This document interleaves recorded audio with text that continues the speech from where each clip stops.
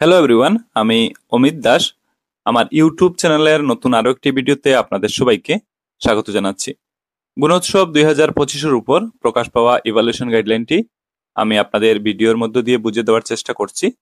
Last video যেখানে শেষ করেছিলাম, আজকের ভিডিও সেখান থেকে শুরু করছি।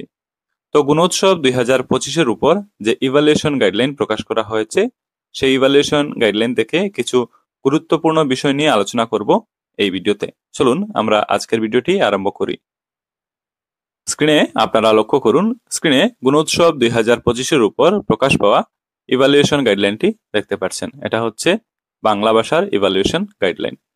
তো চলুন এই ইভালুয়েশন গাইডলাইন থেকে কিছু গুরুত্বপূর্ণ বিষয় নিয়ে আমরা আলোচনা করি। তো শুরুতে দেখুন, গুণোৎসব 2025-এর আসন পরিকল্পনা অর্থাৎ সিট প্ল্যান কিভাবে হবে গুণোৎসব 2025-এ তা কিন্তু দিয়ে দেওয়া হয়েছে স্ক্রিনে। নিম্ন প্রাথমিক বিদ্যালয়গুলোর জন্য সিট প্ল্যান কিভাবে হবে তা কিন্তু দেওয়া আছে, আপনারা দেখে নিতে পারেন। এগুলো এত বিস্তারিতভাবে বুঝিয়ে দেওয়ার কিছু নেই, আপনারা স্ক্রিনে দেখতে পাচ্ছেন যে সিট প্ল্যান কিভাবে হবে লোয়ার প্রাইমারি স্কুলগুলোর ক্ষেত্রে। পরবর্তীতে নিচে এখানে উচ্চ প্রাথমিক বিদ্যালয়গুলোর ক্ষেত্রে সিট প্ল্যান কিভাবে হবে তা কিন্তু দেওয়া আছে, আপনারা স্ক্রিনে নিশ্চয়ই দেখতে পাচ্ছেন।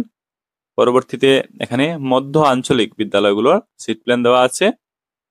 পরবর্তীতে মাধ্যমিক বিদ্যালয় ষষ্ঠ শ্রেণী থেকে দশম শ্রেণী দ্বাদশ শ্রেণী পর্যন্ত বিদ্যালয়গুলোর সিট প্ল্যান কেমন হবে তা দেওয়া আছে।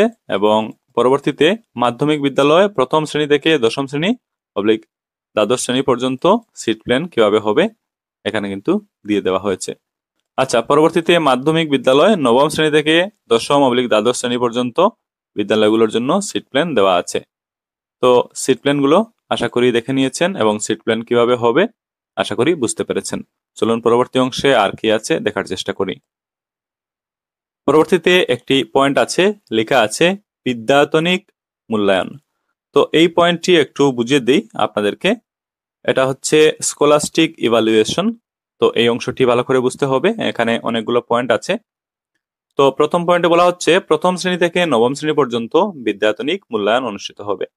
তো আপনারা নিশ্চয় জানেন ক্লাস 1 থেকে ক্লাস 9 পর্যন্ত প্রতিটি ক্লাসের স্কলাস্টিক ইভালুয়েশন হবে। সক্রিয় মূল্যায়ন ও বাহ্যিক মূল্যায়ন হবে, সেলফ ইভালুয়েশন এবং এক্সটার্নাল ইভালুয়েশন হবে। প্রতিটি বিদ্যালয়ে 2 দিন ধরে মূল্যায়ন অনুষ্ঠিত হবে। 2 দিন ব্যাপী এই মূল্যায়ন কর্মসূচির প্রথম দিনে সব বিদ্যালয়ে স্ব-মূল্যায়ন করতে হবে অর্থাৎ সেলফ ইভালুয়েশন করতে হবে প্রতিটি বিদ্যালয়ে। ডে 1-এ স্ব-মূল্যায়নে প্রতিটি ছাত্রছাত্রীর পঠন কৌশলের মান নিরূপণ মূল্যায়ন হবে। তো সেলফ ইভালুয়েশনের দিন ছাত্রছাত্রীদের রিডিং স্কিল ইভালুয়েট করা হবে, আশা করি আপনারা এগুলো জানেন। সময়সূচি অনুসারে একটি বিদ্যালয়ে নির্দিষ্ট দিনে বাহ্যিক মূল্যায়ন অনুষ্ঠিত হবে। পরবর্তীতে সময় অনুসারে বা শিডিউল মতো পার্টিকুলার স্কুলে এক্সটার্নাল ইভালুয়েশন অনুষ্ঠিত হবে। সেই দিন প্রতিটি শ্রেণীতে 10% ছাত্রছাত্রীদের পঠন কৌশলের লেখন, সাংখ্যিক ধারণা, মৌলিক গাণিতিক প্রয়োগ ইত্যাদি কৌশলের মূল্যায়ন অনুষ্ঠিত হবে। বাহ্যিক মূল্যায়নের 3 দিনের জন্য 3টি সেট প্রশ্নপত্র অর্থাৎ কোয়েশ্চন বুকলেট থাকবে। তো 3 দিনের জন্য 3 সেট কোয়েশ্চন বুকলেট থাকবে। প্রতিটি বিদ্যালয়ে মাত্র একটি প্রশ্নপত্রের সেট লাভ করবে। বাহ্যিক মূল্যায়নের দিন অনুসারে সেটগুলো নিম্নলিখিতভাবে দেওয়া হবে। তো বাহ্যিক মূল্যায়নের দিন এবং সেটের ধারণা এখানে দিয়ে দেওয়া হয়েছে। ওএমআর পত্রে বৃত্তগুলো শুদ্ধভাবে করার নমুনা। তো কিভাবে বৃত্তগুলো বা সার্কেলগুলো ফিল আপ করতে হবে তার শুদ্ধ নমুনা এখানে দিয়ে দেওয়া হয়েছে বাম পাশে, আর অশুদ্ধভাবে বৃত্তগুলো পূর্ণ করার নমুনা দিয়ে দেওয়া হয়েছে। তো এটা হচ্ছে শুদ্ধ নমুনা আর ডান পাশে আছে অশুদ্ধ নমুনা। তো শুদ্ধভাবে কাজগুলো অবশ্যই করতে হবে। পরবর্তীতে আমরা পরবর্তী পেজে যাব। এখানে মূল্যায়নের প্রকৃতি, নেচার অফ ইভালুয়েশন সম্পর্কে আমরা জানব। বিদ্যায়তনিক মূল্যায়ন করা হবে। তো scholastic evaluation will be done on. শুরুতে আছে কৌশল। কৌশল হচ্ছে স্কিল।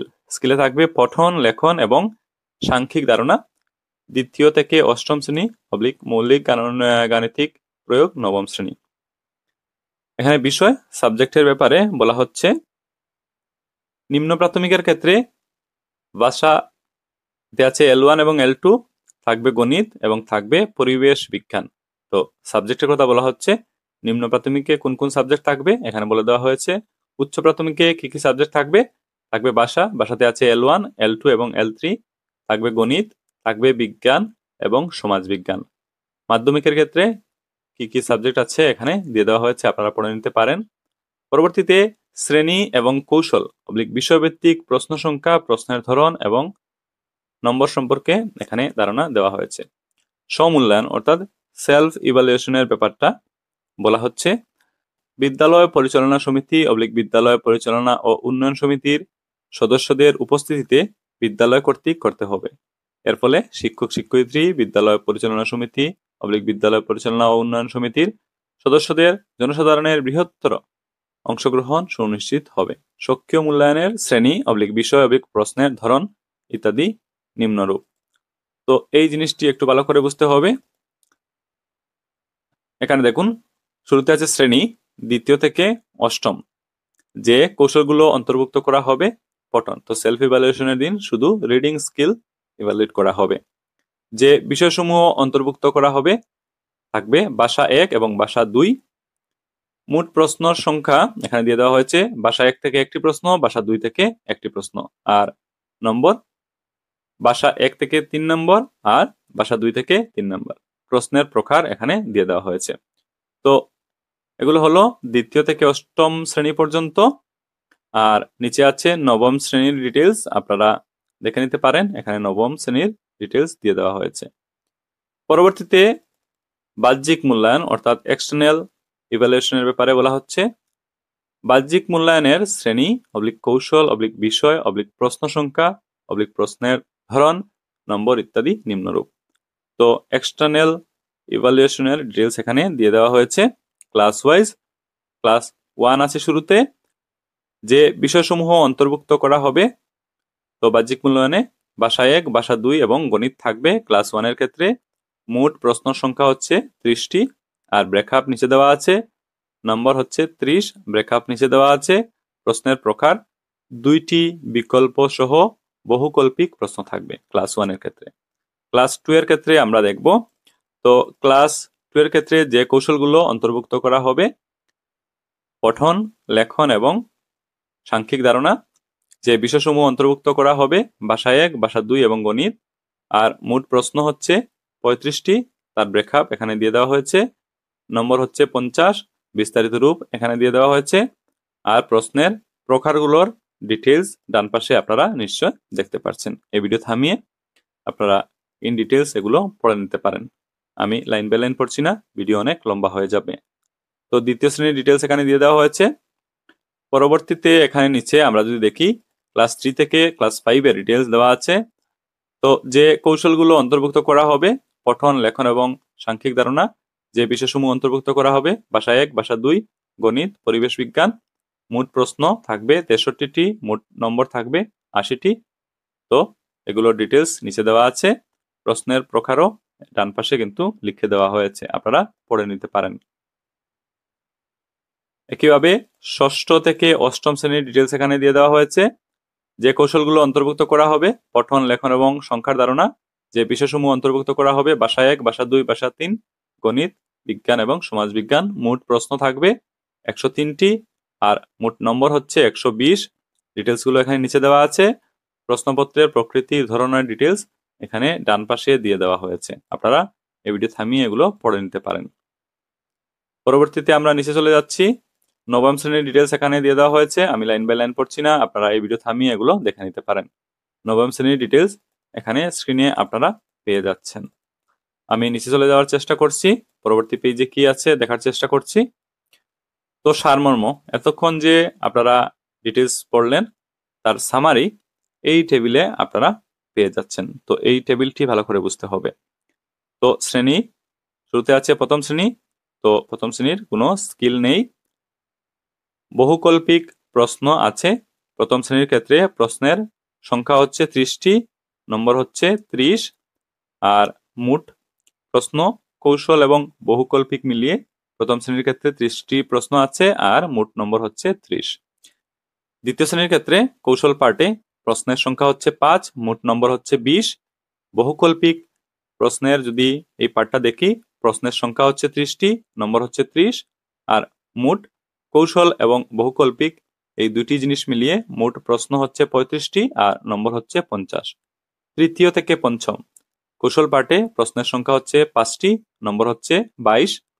বহুকল্পিক প্রশ্নের পাঠে প্রশ্নের সংখ্যা হচ্ছে 58 আর নম্বর হচ্ছে 58। আর মোট কৌশল এবং বহুকল্পিক মিলিয়ে প্রশ্নের সংখ্যা 63 আর নম্বর হচ্ছে 80। ষষ্ঠ থেকে অষ্টম কৌশল পাঠে প্রশ্নের সংখ্যা 5, নম্বর 22। বহুকল্পিক প্রশ্ন এই পাঠে প্রশ্নের সংখ্যা 98, নম্বর 98। মোট কৌশল এবং বহুকল্পিক প্রশ্ন মিলিয়ে প্রশ্নের সংখ্যা 103, নম্বর 120। নবম শ্রেণীর ডিটেলস এখানে নিচে আছে, আপনারা দেখতে পারবেন। তো সারমর্ম অর্থাৎ সামারি এই টেবিলে দিয়ে দেওয়া হয়েছে, আশা করি আপনারা বুঝে নিয়েছেন।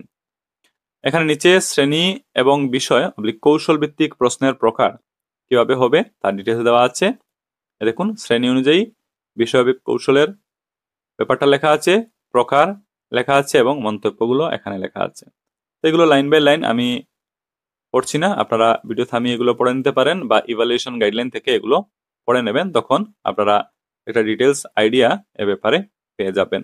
এখানে শ্রেণীভিত্তিক ডিটেলসগুলো দেওয়া আছে। পরবর্তীতে নম্বর লাভের নির্দেশাবলী, পঠন ও নাম্বারিং অর্থাৎ মার্কিং এর ব্যাপারটা এখানে দিয়ে দেওয়া হয়েছে। 3 নম্বর কোন সময় দেওয়া যাবে, 2 নম্বর কোন সময় দেওয়া যাবে, 1 নম্বর কোন সময় দেওয়া যাবে এবং 0 কোন সময় দেওয়া যাবে। তো দ্বিতীয় শ্রেণীর ক্ষেত্রে এখানে স্কিল পার্টে নাম্বারিং এর অর্থাৎ মার্কিং এর ব্যাপারটা আছে। তৃতীয় থেকে নবম শ্রেণীর পঠন কাঠামোর নম্বর নির্দেশিকা দিয়ে দেওয়া হয়েছে। এখানে মার্কিং এর ব্যাপারটা 3 নম্বর, 2 নম্বর, 1 নম্বর এবং 0 নম্বর। আর লেখনের একইভাবে মার্কিং এর ব্যাপারটা এখানে নিচে দেখুন এই টেবিলে দেওয়া আছে, আপনারা এই ভিডিও থামিয়ে এই টেবিল পড়ে নিতে পারেন, তখন মার্কিং এর ব্যাপারটা আপনারা বুঝতে পারবেন। রাইটিং এর নিচে সংখ্যা জ্ঞান মৌলিক গাণিতিক প্রয়োগ এর মার্কিং এর ব্যাপারটাও এখানে দিয়ে দেওয়া হয়েছে। 2 নম্বর কোন সময় দেওয়া যাবে, 1 নম্বর কোন সময় দেওয়া যাবে আর 0 নম্বর কোন সময় দেবেন। তো এর নিচে স্কুল ইভালুয়েশন পার্ট চলে এসেছে। স্কুল ইভালুয়েশন পার্টটি আমি অন্য একটি ভিডিওতে ইন ডিটেলস বুঝিয়ে দেওয়ার চেষ্টা করব। তো আশা করি আজকের এই ভিডিওতে যে পয়েন্টগুলো বা যে বিষয়গুলো নিয়ে আলোচনা করলাম আপনারা বুঝতে পেরেছেন। তো এই ভিডিও এখানে সমাপ্ত করছি। পরবর্তী ভিডিওতে পরবর্তী গুরুত্বপূর্ণ বিষয়গুলো নিয়ে আলোচনা করব। আপনারা সবাই ভালো থাকুন, সুস্থ থাকুন এবং এই ভিডিও সবার সাথে অবশ্যই কিন্তু শেয়ার করুন। Thank you for watching this video. Subscribe this channel and remain connected. Thank you.